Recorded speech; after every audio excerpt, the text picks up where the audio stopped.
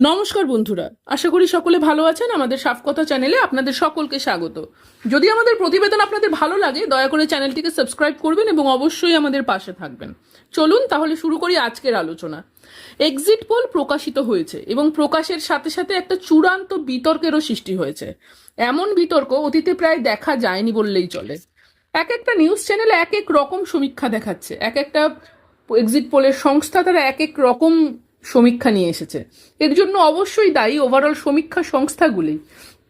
এই সংস্থাগুলি বিজেপি ঘনিষ্ঠ কিনা সেটাও কিন্তু ভাববার বিষয়।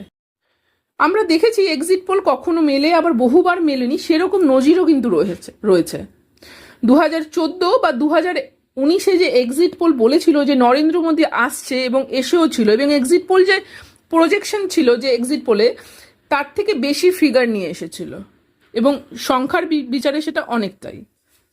2014-তে এটাও বলেছিল যে বাজপেয়ী ক্ষমতায় আসতে পারে এবং সেটা আসেনি, অর্থাৎ সেখানে কিন্তু মেলেনি। 2015-তে বিহারের যে প্রেডিক্ট করেছিল এক্সিট পোল বিহারের ফল নিয়ে, সেটাও কিন্তু ব্যর্থ হয়েছিল।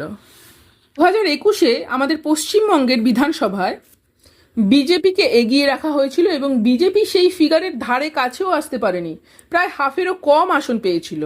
অর্থাৎ আমরা দেখলাম যে কখনো মিলেছে আবার কখনো মেলেনি, এটা প্রায়শই দেখা গেছে। এক্সিট পোল যিনি কার্যত ভারতবর্ষ শুরু করেছিল, প্রণয় রায়, তিনি নিজেই আর এখন এক্সিট পোল করেন না।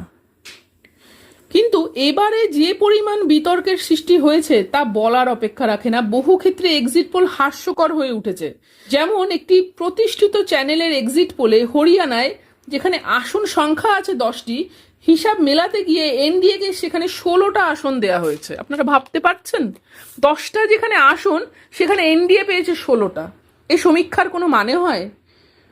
এবার যদি দেখি নরেন্দ্র মোদী কিন্তু প্রথমেই একটা গোল সেট করে দিয়েছিল যে ইস বার 400 পার। বারে বারে তিনি একথা বলে গেছেন এবং সাধারণ মানুষের মাথার ভিতরে ঢুকিয়ে দিতে কার্যত সফলও হয়েছেন খানিকটা। এক্সিট পোলেও কিন্তু আমরা সেই আভাসই দেখলাম। কমরেড সুজন চক্রবর্তী এ ব্যাপারে বলেছেন যে এই এক্সিট পোলকে গুরুত্ব দেওয়ার মতো কিছু নেই। লাস্ট 5 রাজ্যের নির্বাচনের ফলাফলের সাথে এক্সিট পোলের সাথে মেলেনি। সবাই এই ব্যাপারটা জানে। কেউ দেখাচ্ছে বিজেপি 13, কেউ দেখাচ্ছে বিজেপি 29। এটা কোনো এক্সিট পোল হয় নাকি? কেউ দেখাচ্ছে তৃণমূল 12, আবার কেউ দেখাচ্ছে তৃণমূল 17। এটা কিভাবে হয়? সুতরাং এর কোনো ভিত্তি নেই। আগামীকাল 4 জুন আমরা দেখব বিজেপি, টিএমসি, সিপিআইএম কে কটা আসন পাবে। সমস্তটা পরিষ্কার হয়ে যাবে আগামীকাল। আশা করব সিপিআইএম শূন্য তকমা ঘুচিয়ে ফিরে আসবে স্বমহিমায়। প্রতিবেদনটি এখানেই শেষ করলাম। সকলে ভালো থাকবেন, সুস্থ থাকবেন। নমস্কার।